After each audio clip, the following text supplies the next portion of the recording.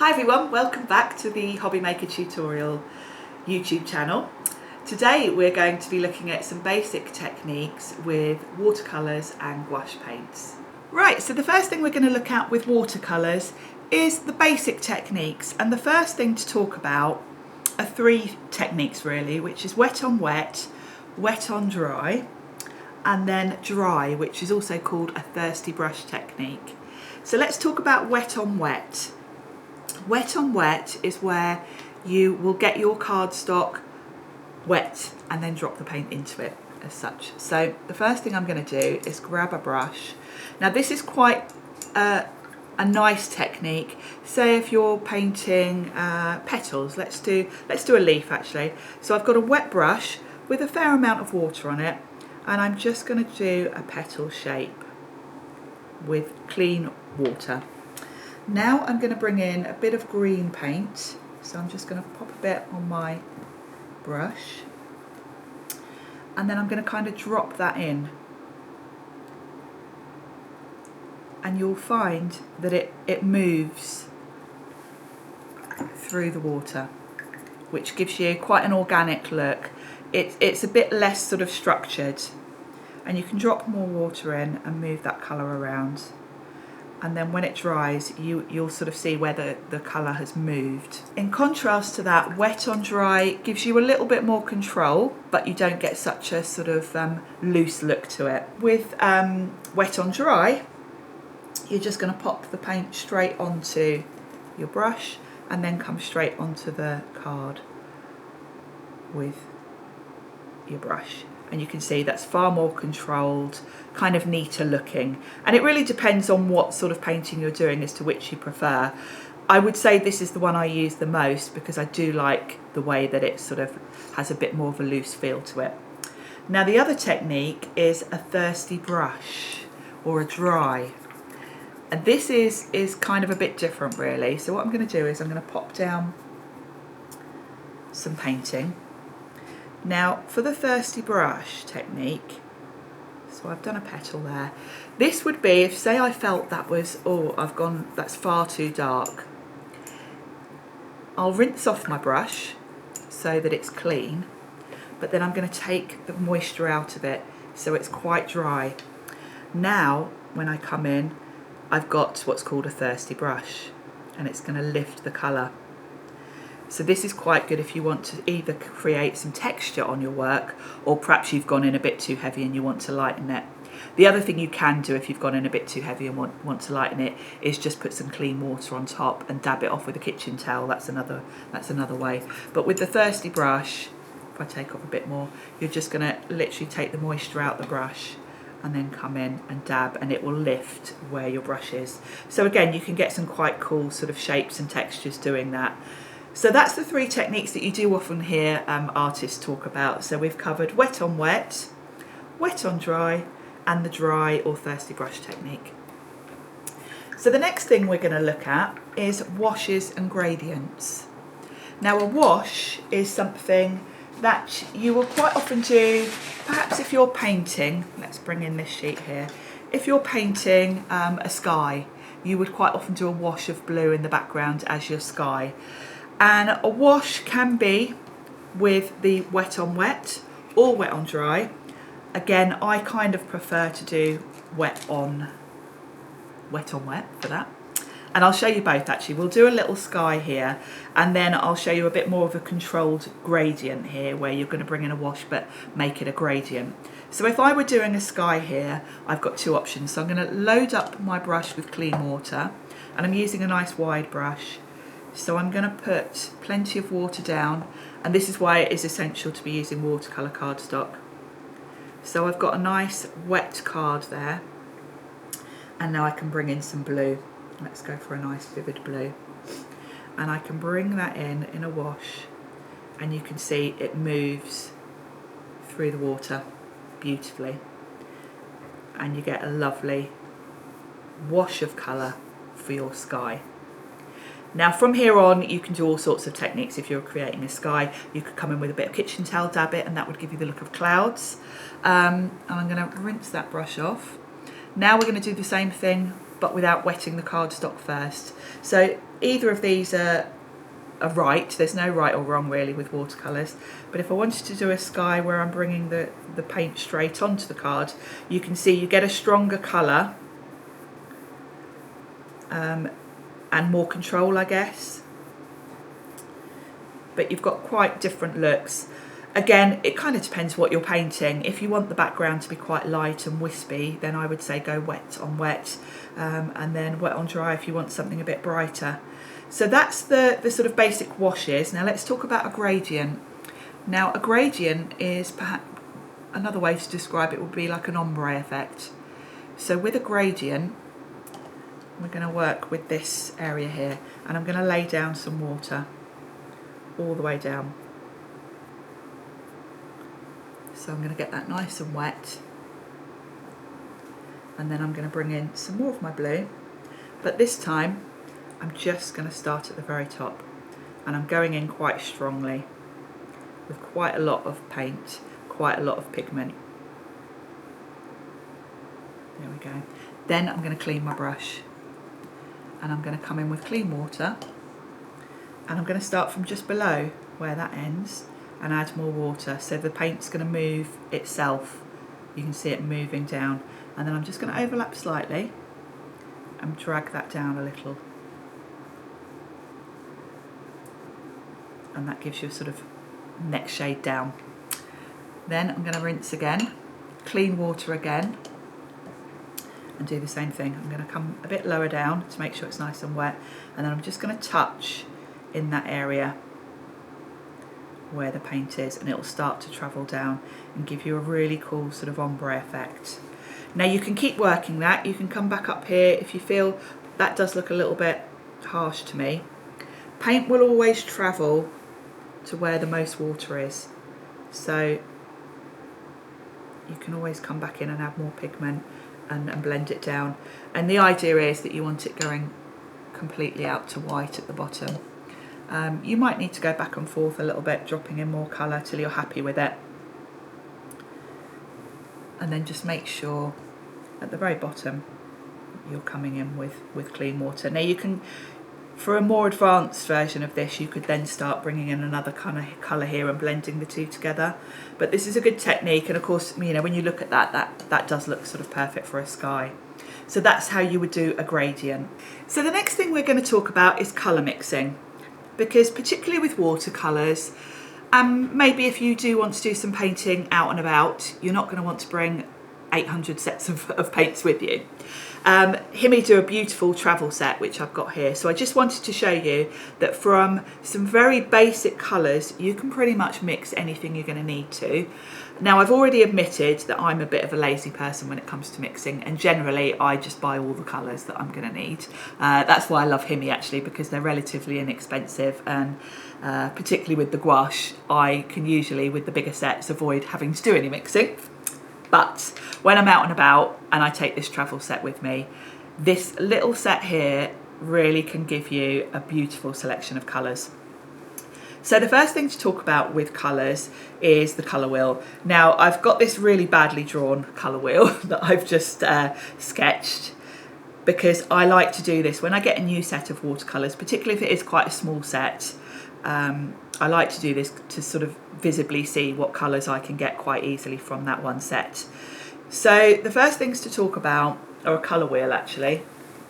And one thing I will recommend to you if you are new to watercolouring, on the Hobby Maker website, Hunky Dory do this fabulous Magic of Colour book that comes with a colour wheel.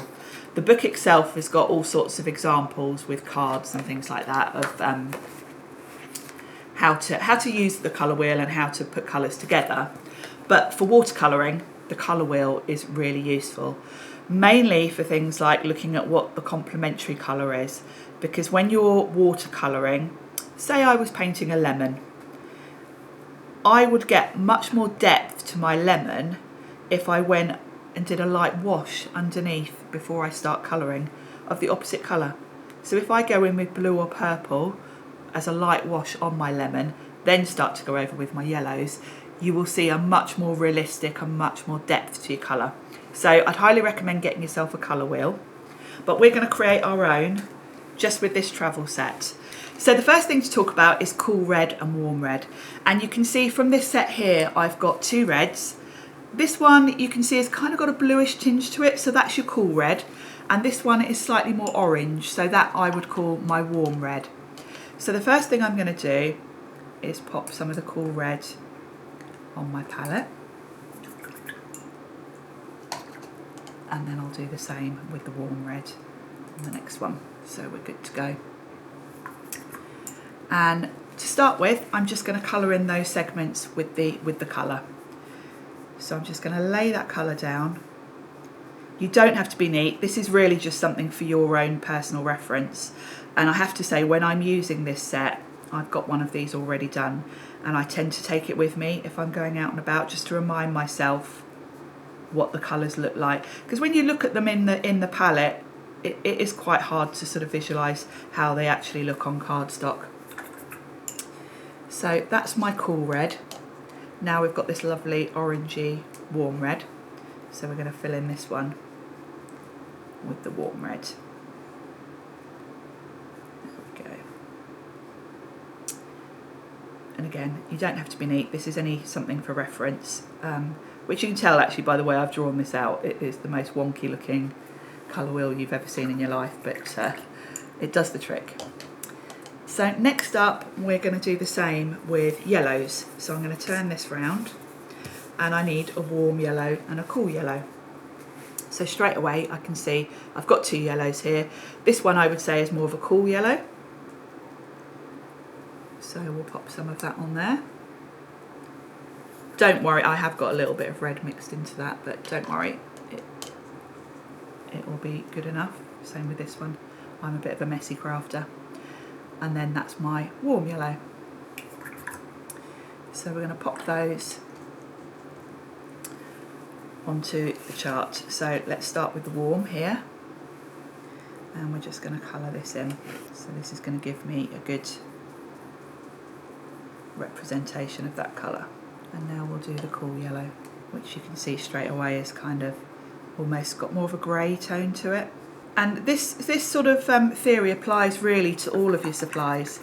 You know, if you're going out buying, perhaps even if you're going out buying expensive watercolours by the tube, you're going to want to get a warm yellow, a cool yellow, a warm red, cool red, and then the same with a blue. And from that, you can pretty much mix any colour that you want to, really. So then blues, we've got this one here. Let's pop that down.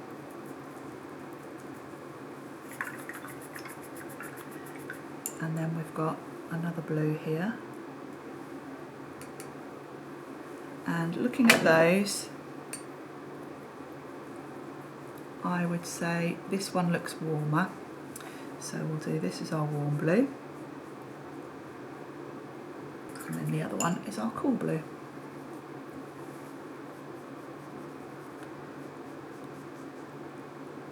So that's our sort of primary colours. So now we're going to do a bit more mixing. So that's my starting point. I've got all my primaries, and I'm going to bring in another palette. So you can see I've got in the middle of each, I've labelled it. So this is going to be cool yellow and warm blue. So these two here mixed together. So I'm going to take a bit of the cool yellow and a bit of the cool blue and mix them together, and that's going to give me a mix of the two of those. Now while I've got that mixed, I'm going to take a bit of both. So this is going to be a mix of the cool yellow and this mix. So take another bit of cool yellow and just go in the corner of this colour that you've mixed. So this is a shade with more yellow, the blue. And then we're going to do the opposite here. So I'm going to take some of the warm blue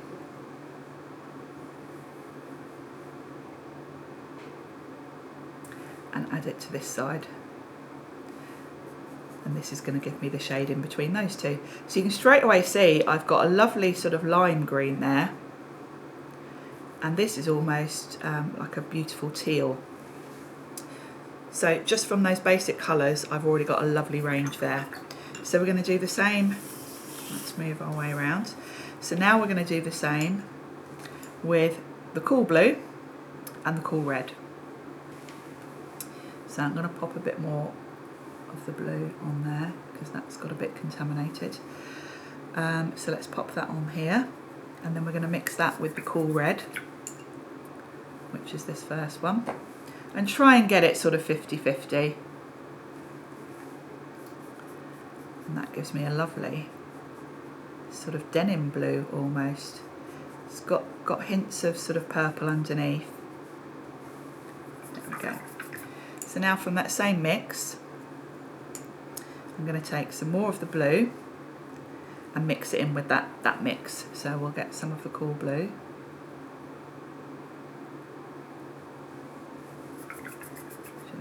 That was the, I'm picking up the wrong blue. This is the cool blue. And we're going to mix a bit more of that in. I think I need a little bit more actually. And mix that in with that in between colour. And this gives you a very rich, kind of like a royal blue. There we go. Now we're going to bring in the cool red with our mix. So I'm going to pick up some of the cool red and come in at the other side of that. And this is going to give me more of a purple, which is a lovely tone. There we go. And then onto the last one, which is the warm yellow and the warm red. So let's do a 50-50 mix. So this is my warm red. And do a fair amount because obviously you're going to be mixing further. And then the warm yellow. And you want to do kind of 50-50. So let's add in a bit more of that. And that's going to give you a lovely orange. Just a touch more red, I think. So that's my good in-between shade, which is a lovely orange. Like so. So then from there, I'm going to add a little bit more warm red for this mix. So we'll grab some more of that red and we'll come in at the bottom here. Let's add a bit more from here. And that's going to give me a lovely sort of orangey red.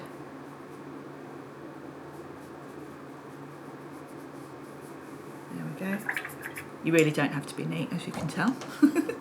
And then we're going to bring in some more warm yellow to this side and mix it up. And this is going to give me a lovely orangey yellow.